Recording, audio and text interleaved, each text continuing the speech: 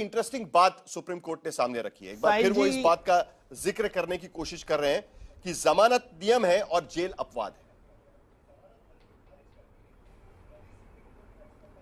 साहिल जी, मैं पहले यह साफ करना चाहता हूं कि हम किसी केस के फैक्ट्स के बारे में चर्चा नहीं कर रहे।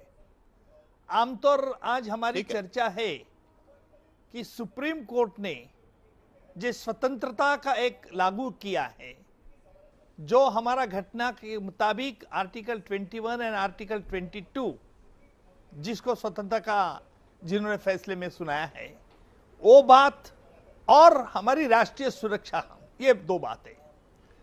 मैं पहले तो ये बताना चाहता हूं कि जब सरकार कोई विशेष संविधान लेके आती है, विशेष कानून के रूप में लेके आती है, तो उस कानून का मकसद क्या है, उस कानून का ऑब्जेक्ट क्या है, यह देखना भी जरूरी है।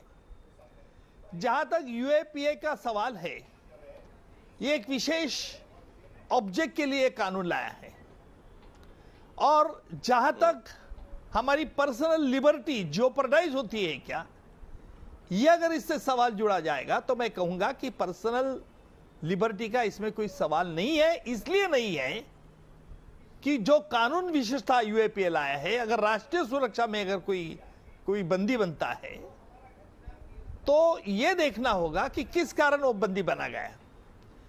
सुप्रीम कोर्ट ने जो कहा है, ऐतराज जो डिले द ट्रायल नहीं जल्दी शुरू हो रही है, इसके लिए जिम्मेदार कौन है? कि ये कभी सुप्रीम कोर्ट में सवाल खड़ा किया गया है? क्या सिर्फ प्रोसिक्यूटिंग एजेंसी इसके लिए जिम्मेदार रहती है?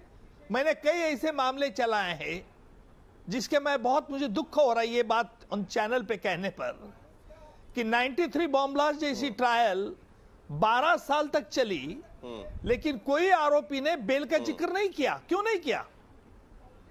इसलिए कि वो अंडर ट्रायल प्रिजनर फैसिलिटीज भोगना मांगता है। ऐसे कई मामले में महाराष्ट्र में चला रहा हूं, और जिसमें आपको भी मालूम है कि बीड़ की मर्डर केस 1.5 साल हो गया, होने के बाद भी चार्ज फ्रेम होना को टाइम लगता है, ट्रायल शुरुआत नहीं होती है, जज साहब 15-15 दिन की तारीख दे जाती है, अभियोजक पक्ष कहता है कि तारीख जल्दी दो, नहीं माना जाता है। क्या इसमें अकाउंटेबिलिटी नहीं किसी की? इसलिए हम गलत यह कर रहे हैं कि jail and bail, no jail, bail is a rule and jail is a exception. यह बहुत पुराना प्रिंसिपल हो गया है। यह हमें राष्ट्रीय सुरक्षा का सवाल जहां तक जुड़ा हुआ रहता है, तब तक ये ऐसे सवाल नहीं किए जाते। उज्जवल निकम जी, और इसलिए मैं कहता हूं कि ठीक है, आपकी बात आपने मुंबई ब्लास्ट के ट्रायल का जिक्र किया, जो 13 साल तक ट्रायल चली थी, और आखिरकार 13 साल के बाद उसमें कई लोगों को आखिरकार बेल देना भी पड़ा था। टाड़ा के तहत उसमें संजय दत्त का नाम भी शामिल है कि उनको बेल पर रिहा कर दिया गया था, और उसकी वजह से हमने देखा कि कई लोगों को टाड़ा के तहत भी बेल दिया गया था। लेकिन मेरा सवाल किसी स्पेसिफिक केस को लेकर नहीं है। कुल मिलाकर ऐसे कई कड़े कानून जो है, यूएपीए जिसमें शामिल है, एनडीपीएस जिसमें शामिल है, सेक्शन 37 जैसे कानून शामिल है, एनडीपीएस का सेक्शन 37 जिसमें है कि जिसके तहत बेल नहीं मिल पाती, या पीएमएलए जैसे कानून है कि जिसके तहत बेल मिलना बड़ा मुश्किल हो जाता है। कुल मिलाकर सुप्रीम कोर्ट ने इसमें यह भी कहा है कि कन्विक्शन रेट को भी कहीं ना कहीं उन्होंने जिम्मेदार ठहराया, उसका जिक्र किया गया है। जो मामले सामने आए हुए हैं, जरा अगर वो नंबर्स हम चला दे तो बड़ी इंटरेस्टिंग बात हो जाएगी इसमें, क्योंकि इस पूरे मामले को लेकर खास करके यूएपीए की अगर हम बात करें तो 2023 में 2914 लोगों की गिरफ्तारियां हुई थी और कन्विक्शन हुआ था सिर्फ 113 लोगों का। 2023-22 में 2636 लोगों की गिरफ्तारी हुई थी, कन्विक्शन हुआ था सिर्फ 41 लोगों का। 2021 में 1621 लोगों की गिरफ्तारी हुई थी, कन्विक्शन हुआ था सिर्फ 62 लोगों का। 2020 में 1321 लोगों की गिरफ्तारी, कन्विक्शन होता है 80, और 2019 में 1948 लोगों की गिरफ्तारी, 34 लोगों का कन्विक्शन। कहीं ना कहीं सुप्रीम कोर्ट इस बात का भी जिक्र कर रहा है कि यूएपीए के तहत मामले तो लंबे चलते ही हैं, कन्विक्शन रेट भी बहुत कम है, 5% तक भी कन्विक्शन रेट पहुंच नहीं पाता है। जम्मू कश्मीर के भीतर तो 1% भी कन्विक्शन रेट नहीं है, यानी 99% केसेस में लोग छोड़ दिए जाते, और इसीलिए हम अंद्राबी को, जो मामला उनके सामने था, उनको हम बेल पर रिहा कर रहे हैं। कुल मिलाकर ऐसे, और यही बात पीएमएलए के भी है, पीएमएलए के आंकड़े भी मैं आपके सामने रख सकता हूं। कुल मिलाकर यहां भी सवाल है, तो इसकी जिम्मेदारी प्रोसिक्यूशन की नहीं है क्या?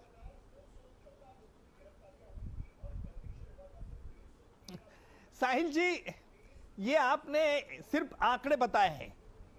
मैं तो खुद प्रोसिक्यूशन अभियोजक पक्ष का हिस्सेदार रहा हूं, और जहां तक मैं जानता हूं, कई बार आरोपी तरफ से, अभियुक्त तरफ से यह हथकंडियां अपनाई जाती है कि delay the trial and Daryl the trial. शायद आपको पता होगा कि बॉम्ब्लास्ट हो या अलग मामले हो, जितना लंबी ट्रायल खींची जाए, और यह अभियोजक पक्ष हमेशा करता है, इसीलिए कि we are languaging in the jail. ये एक बात। दूसरी बात है कि हमारे जो विटनेसेस रहते हैं प्रोसिक्यूशन के, और उनका एक हौसला जो रहता है वो टूट जाता है कई सालों के बाद, वो नहीं आते कोर्ट में। इसलिए ट्रायल एक्सपीडाइट करना यह बहुत बहुत जरूरी है। जैसे स्पेशल एनैक्टमेंट से मैं हमेशा यही कहता हूं कि स्पेशल एनैक्टमेंट जिसमें सिक्योरिटी के मामले जुड़े हुए हैं, वहां ट्रायल एक्सपीडाइट करना चाहिए। अगर कोई डिले करता है तो उनको भी पेनलाइज करना चाहिए, यह मेरा कहना है। इसलिए हमें कानून में सुधार लाना चाहिए। जुडिशियल अकाउंटेबिलिटी बिल ये भी इसमें होना चाहिए। क्या सिर्फ वकील लोग रिस्पॉन्सिबल रहते हैं क्या? इसका जवाब मैं नहीं देता, लेकिन ये आपके आंकड़े जो है ना, इसमें जजमेंट देखेंगे तो आपको पता चल जाएगा कि इसके लिए जिम्मेदार कौन है। लेकिन उसके साथ साथ अगर हम शारजिल इमाम और ये मतलब दिल्ली दंगों के केस की बात करें, उमर खलीद वाले मामले की बात करें, तो 2020 में उनकी गिरफ्तारी होती है। नवंबर 2020 में पहली चार्जशीट फाइल होती है। फरवरी 2024 में सेकंड सप्लीमेंट्री चार्जशीट फाइल होती है। सितंबर में पहली चार्जशीट, नवंबर में दूसरी, फरवरी में तीसरी चार्जशीट, यानी मार्च 2 में चौथी चार्जशीट फाइल होती है। यानी तीन सप्लीमेंट्री चार्जशीट फाइल होने के बाद 7 जून 2023 को लास्ट चार्जशीट फाइल की जाती है। यानी 3 साल चार्जशीट फाइल की जाती है, लेकिन उसके बावजूद ट्रायल नहीं शुरू हो पाती। अब इसके लिए कौन जिम्मेदार माना जाना चाहिए? उसके बाद अगर कोई जेल के भीतर है, जेल की आपने कहा कि जेल में सुविधाएं दी गई थी। जेल की सुविधाएं कितनी भी हो, लेकिन कोई भी व्यक्ति ये कहेगा कि मेरे खिलाफ आप मुकदमा चला ही नहीं रहे हो, आप मुझे बस अंडर ट्रायल के तौर पर बिना मुकदमा चलाए जेल के भीतर रख रहे हो, ये तो नेशनल जस्टिस के खिलाफ भी जा सकता है। और इसीलिए कहीं ना कहीं सुप्रीम कोर्ट याद दिलाने की कोशिश कर रहा है कि 3 जजेस के बेंच ने के नजीब वाले मामले में यह साफ शब्दों में कहा था कि अगर ट्रायल शुरू नहीं होता है तो यूएपीए के भीतर भी असाधारण मामला नहीं माना जाना चाहिए और बेल दे देना चाहिए। क्या यह सही नहीं होगा फिर?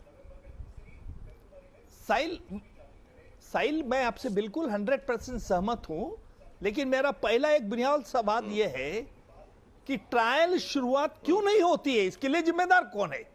इसका आंसर ढूंढना चाहिए। क्या कभी किसी जजमेंट में सुप्रीम कोर्ट ने यह ढूंढा है कि यह चार्जशीट फाइल होने के बाद अभियोजक ने पक्ष ट्रायल लेट डिले से शुरू की है, क्या आरोपी के वकीलों की तरफ से शुरू हुई है? इसके लिए कौन जिम्मेदार, यह भी ढूंढना होगा ना। इसलिए आज हम ये नहीं देखते, हम ये देखते चार्जशीट फलाना तारीख को दर्ज हुआ, ट्रायल शुरुआत लेट हो गई, second chargesheet, third chargesheet. There should be a limited compass और टाइम शेड्यूल चाहिए। मैं तो ये कहूंगा कि पहले ही प्रोसिक्यूशन ने फर्स्ट दिन उनका प्रोग्राम देना चाहिए। अनावश्यक अननेसेसरी विटनेस एग्जाम करने में पॉइंट नहीं है। तो इसके लिए देखिए आज कल के क्या होता है, ये हमारी सिस्टम में एक बहुत बड़ा डिफेक्ट ये है कि हमारी इन्वेस्टिगेशन एजेंसी ये समझती है चार्जशीट फाइल होने के बाद हमारी जिम्मेदारी खत्म हो जाती है। वो देखते भी नहीं, there is no proper communication between the public prosecutor and the investigating officer. This is the serious lacuna in our prosecuting agencies. और इसलिए हमारे प्रोसिक्यूटिंग एजेंसी और डिफेंस लोग ये देखना होगा, इसके लिए एक जजमेंट देख के कोई पता नहीं चलेगा। हमें इसलिए ये देखना होगा कि क्यों नहीं प्रोसिक्यूशन ने स्टार्ट केस नहीं शुरू किए। अगर हाँ साहिल जी, मैं सहमत इसलिए हुआ, अगर प्रोसिक्यूटिंग एजेंसी ट्रायल चार्जशीट के बाद देरी से करती है बिना वजह, तो आरोपी को बेल मिलना जरूर है। मैं नहीं कह रहा हूं कि आरोपी की जेल में डुबा दो। और दूसरा उसको एक्सेप्शन ये है, जहां तक नेशनल सिक्योरिटी का सवाल है उसमें कोई कॉम्प्रोमाइज नहीं होना चाहिए। ये मैं बिल्कुल 100% कह रहा हूं। और मैंने भी बात अभी कह रहे, मैं ट्रायल चला रहा हूं, मैं इसके चैनल पे भी स्क्रीन पे नहीं कहूंगा, लेकिन वो सिक्योरिटी से बहुत जुड़े हुए हैं, हमारे स्टेट सिक्योरिटी की। तो नेशनल सिक्योरिटी या संवैधानिक अधिकार, दरअसल ये बहस है। बहुत बहुत शुक्रिया उज्जवल निकम जी, आपने हमसे बात की इसके लिए।